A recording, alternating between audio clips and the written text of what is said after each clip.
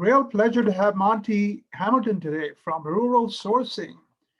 God, Monty, I wrote about rural sourcing 10 years ago in my book, The New Polymath. And, it was a fascinating concept. Your point was, why are people going all around the world, India, Eastern Europe, and so on, when we've got secondary and tertiary cities right here in the United States? A lot of qualified people. We should be doing a lot of stuff here. And you have grown since in the last 10 years quite a bit. So since we are talking about, new future of work, where to work, and so on, thought it'd be nice to have you on. So welcome. Tell us a little bit about yourself. Tell us a little bit more about rural sourcing. Yeah, well, thank you, Vinnie, and thank you for making us both feel old about that 10-year mark, the polymath. Well, we have been at it for a while, and we've learned a lot. And I will tell you that it was fun in the beginning, and it's still fun, 12, 13 years later. And just really fortunate to have a great team around me. You and I got to speak a little bit earlier about our new president. Our new president actually has been with us since day one, and that's Ingrid Miller Curtis. And she is just fantastic. I'm excited to see her promotion by the board of directors to president title. And I will tell you, none of us would be here without Ingrid for sure. So, but you asked me about my background, and I don't normally start my background discussions off with my childhood days, but I think there's a little bit of a linkage to why I'm doing what I do today, going back to my childhood. So I was born, Vinnie, in a 2-stoplight town in rural Mississippi. And so early on there, I realized that in order to do the things I want to do and be in quote unquote business, that my options there were either to work in the shoe factory or the furniture factory at the time. And neither one of those factories are there today. And so I realized early on that in order to do and get into business and be a business person, that I was going to have to leave town to do that. And frankly, not come back. And so, part of what we do, part of our value proposition here at Rural Sourcing is to make sure that people who live in a location that they love can also have a vocation that they dream of. And they don't have to make trade-offs for that. They don't have to leave town to go get those things. And so, that's why we continue. We've got 6 centers now. We're just kicked off the site selection process for center number 7 and possibly 8. So we're excited about what we're doing. But out of my childhood, I found myself, my first foray into the tech world, tech industry, I guess, with what early days was called Anderson Consulting and now Accenture. And there I met a friend of mine, lifetime friend now that you know well, Tom Finnegan. Tom Finnegan, I really enjoyed what we're doing. Accenture was an awesome place to learn about being a business person, about consulting and about technology. But we decided that if we wanted to work this hard, it might be a good idea if we could do it for ourselves. And so we left Accenture and started a company called Clarkston Consulting. That company is still doing great things today, based out of North Carolina. But during that process, we stumbled across this little company that was doing software development in places that most people wouldn't guess that there were software developers. That company happened to be Rural Sourcing. The timing, we took a minority interest in Rural Sourcing in 2007.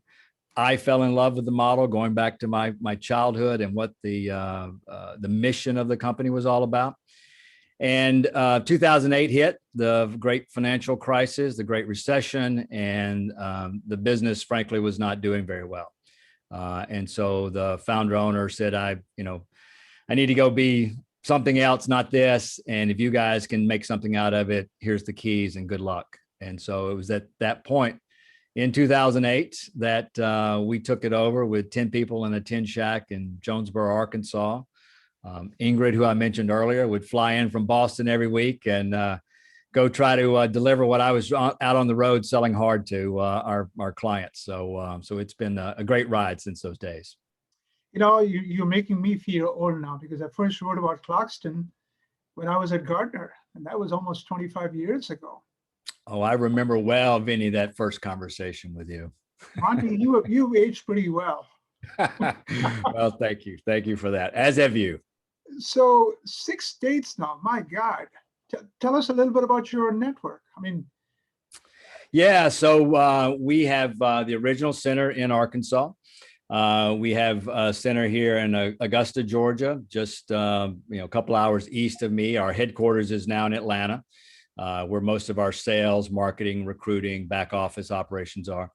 And then we've expanded to Mobile, Alabama, Albuquerque, New Mexico, out west, Oklahoma City, and Fort Wayne, Indiana. And we'll be, as I said before, we've kicked off our site selection process for center number 7 now.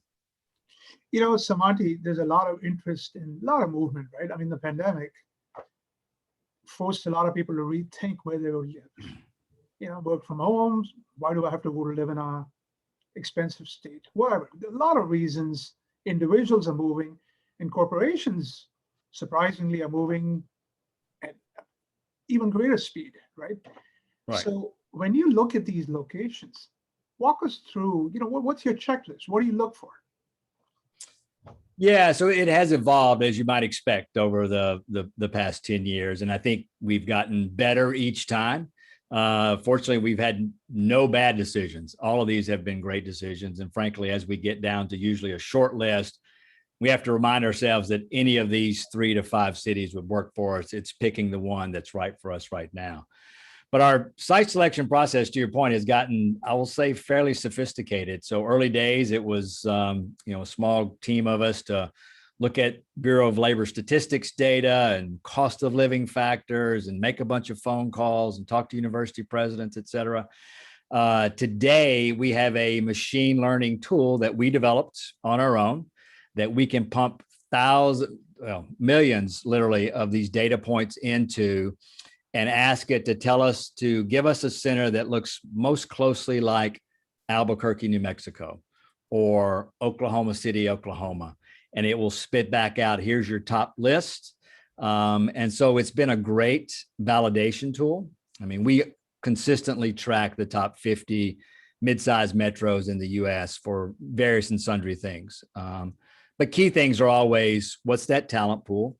What's the quality of life there? And, has risen on our kind of weighted factor scale is the demographics in that city.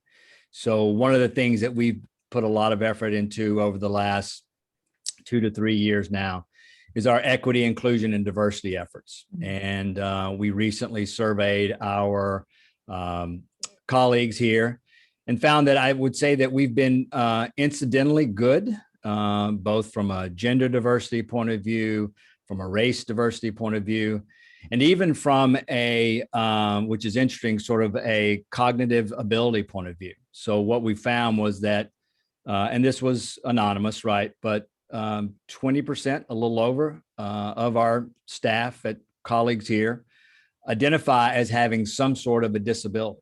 Now, many of those folks would be on the autism spectrum, likely, right? Some have other physical disabilities. But we've been, like I said, incidentally good at attracting those people. And I think it's because of the culture and the welcoming kind of nature of what we do and the kind of centers that we build. But we've turned that now to be in very focused and good and great about what we want to have happen with introducing more race diversity, especially as it relates to BIPOC, more gender diversity in a field that you well know is not very gender diverse, right? And so we're working to get out of that incidentally good to that intentionally great category. So Monty, you've been doing this even before 2020, right? So given all the, almost seems like a race to relocate. I mean, can you imagine how many people are relocating at this point? It probably is. What are you finding in your client base? Is there even more interest in some of your secondary cities, or is it steady? Yeah, so I think I'm sorry, go ahead.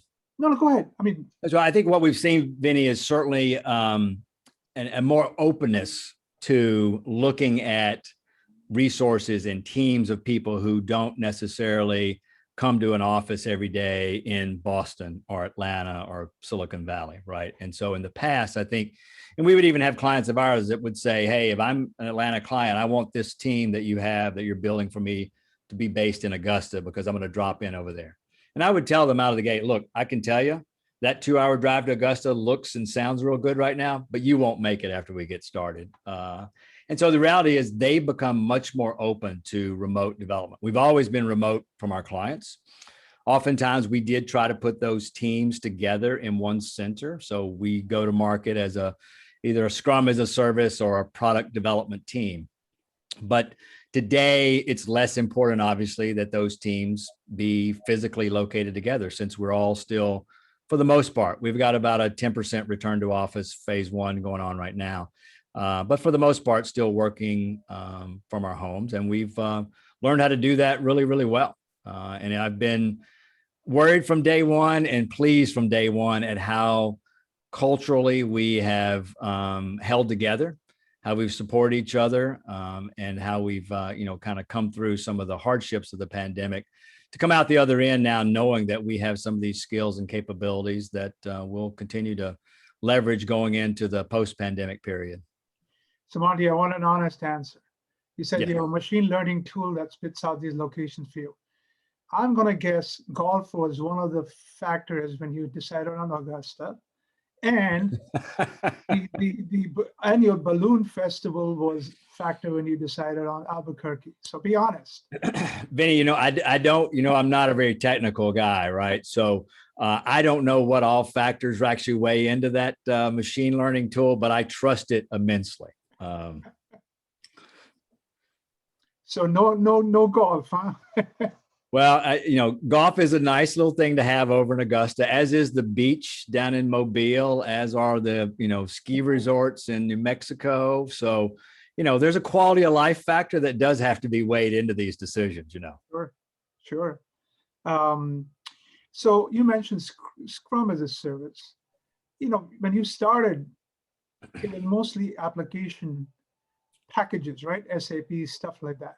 That's right. So clearly your practice has evolved quite a bit too. Tell us what people are asking for now. Yeah, so I would say, Vinny, today 90% of our business is product or application development on a cloud platform. And so a lot over the last 12 to 18 months has evolved more around product delivery, right? So having people who, even if you're an enterprise client, they have decided, I think one thing that the pandemic has done for us is realize that we used to say that we're all, technology businesses, but today I think businesses actually mean that and believe that, right? From your neighborhood deli to your medical services that you get, we've got to figure out how to do that from a digital point of view.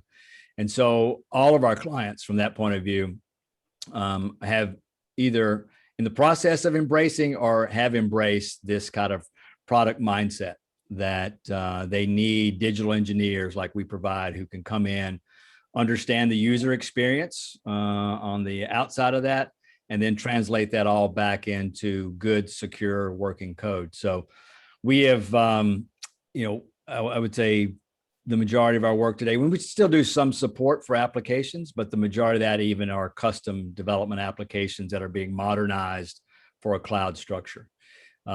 We are doing more work in the data analytics space because we got really good, I think, at building the bridges and APIs and putting all these applications out there, and then realize that a lot of that value is being able to see the patterns in the data that's going across those applications. And so that's become a bigger part of what we do, as well as security as well. So our focus, though, is on the not infrastructure security, but on the application security side. And it's a little surprising still that more of our clients don't ask about this. I think we've been trained to make sure that all the doors and windows to the enterprise are locked and secured. And we therefore spend a little less time at the secondary level of that, or the second line of defense at the application security level. But we have emphasized that with our clients, and I think they're benefiting from that today. So it has certainly evolved over the 10 plus years now to something that we, frankly, I would say I didn't envision from day one, for sure. And you don't have problems finding talent in these new areas in the locations you have? No, it's been fantastic. I mean, if you look at a place like Albuquerque, New Mexico, and you and I have talked about this in the past. I think, unfortunately, you know, in some cases, the U.S. is a big landmass, and it's a big country, and we oftentimes have our own biases here from a geographical point of view of where we think smart people live, and that used to be just on the coast, right? And so what we have done is help people realize that there's a lot of smart people in this country, and a bunch of them live in Middle America. And I'm often, you know, reminding our clients that, you know, the first garage that Paul Allen and Bill Gates had to invent Microsoft was in Albuquerque, New Mexico. It was not in Washington. It was not in Seattle. So we just know that there are tons of smart people who, unlike me in my early days, were not willing to make that trade-off of I'm going to go live in a big city on a coastal area somewhere. I love Albuquerque, New Mexico, the high desert there, the quality of life. And this is where I want to live and raise a family and be supported. And so when we come to town and say, hey, I've got this really cool digital engineering job, we're going to be building these applications on a Azure cloud platform. They are so excited. They are so pumped up and so productive that it's energizing just to be around them. You know, you're right. There is a certain arrogance. I remember when I did my startup 20 years ago, when we were looking for funding, I had one VC tell me, Vinnie, I don't recognize your area code. And I said, well, I'm in Florida. He says, oh, when you decide to move to Silicon Valley, give me a call back, right? Oh, geez. And another one, when he heard I was in Florida, he actually asked me, do you have graduates in Florida? No, only the top 5 college of universities in the world, right? But, you know, I mean, you're right. There has been the perception that the coasts had most of the, at least from a technology perspective, right, STEM perspective, most of the smart people. And that's not true, right? No, and in terms of finding talent, I think one of the things that we have done really well and honed here, Vinny, is being able to identify that talent. And it's not a college degree, right? We give everybody coming in the door that wants to work here a coding exam. I don't really care whether you've got a college degree or not. I don't really care if you got a high school degree, right? You know, there may be some signs of some other things there. But what we can do is level the playing field with a coding exam on the entry way in to understand where you fit, you know, within our organization from an experience point of view. And then we can focus our interviewing time on culturally, do you fit the kind of person that we want to be? Do you buy into what we want to do from a mission point of view, from a creating jobs point of view, from a working in a collaborative team-based environment point of view? And those things become paramount in making sure. So we are a great partner with many coding boot camps in our cities, as well as a number of the universities and colleges that are there. We also have about 10 to 13% of our colleagues here are veterans. And so we believe that many of those folks who've come out of service and want to use their GI Bill money to go to a coding boot camp or pick up some coding skills, you know, we want to be that. We want to give them that first chance at a second career. And that has paid off handsomely for us to, you know, be able to hire the person who was, you know, night store manager at the convenience store, but was willing to put themselves through a coding boot camp, and we gave them that chance, you know, or the military veteran who decided that he could use his GI Bill money and learn a new skill. And so that is personally rewarding in this business for me to be able to see those success stories and be able to know that we're giving those folks those chances. God bless you, Monty. I mean, it's so nice to hear somebody who, you know, focuses on the potential rather than the aptitude, rather than the, you know.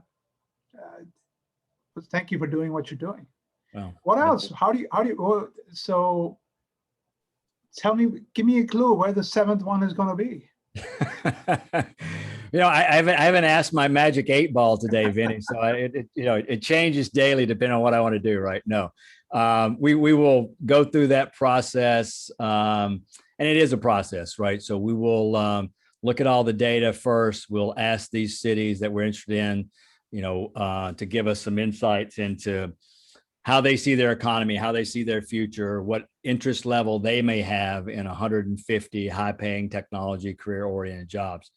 And then from there, we'll eventually put boots on the ground, because there's nothing like being in person in these cities and getting to, hang out downtown and see some of the coffee shops and micro pub brews, right? And understand kind of the vibe of the cities, and then visualize having 150 of our software engineers, living and working downtown in those spaces. It's great. And we've been around long enough to see the community impact that we can have in places too, which has been really cool. We started in Mobile just about 10 years ago now. We renovated an old Buick car dealership from the 40s that had sat vacant for, 10 plus years. And it was really not in a good area of downtown. But since we have set up shop there, and the mayor has been a great partner with us, designated from our block down to the new federal courthouse as the technology corridor. Mm-hmm. And since he's done that, and since we've moved in, there have been 8 new office buildings built or renovated in that space over that period of time. And so it's just really rewarding to be able to see that and know that you are having an impact on the quality of life, as well as being able to provide these great career opportunities for folks. So we think 7 and possibly 8 we'll let you know toward the end of the summer if that works out. Fantastic. I've had executives from a company called Zoho who've been talking about rural revival around the world. All right. And so, you're not quite rural, you're doing downtowns, but you're doing it in secondary cities, and it's fantastic to see. So Monty? Yeah. And the other thing, Vinnie, is that we realize is that when you start to look at the demographics of your folks, and we're right, we want to be in these secondary, tertiary towns. As I always say, if you got a AA or a AAA baseball club, we want to be there. But what you find out is it's not golf or skiing, it's baseball. That's the key. That is the key.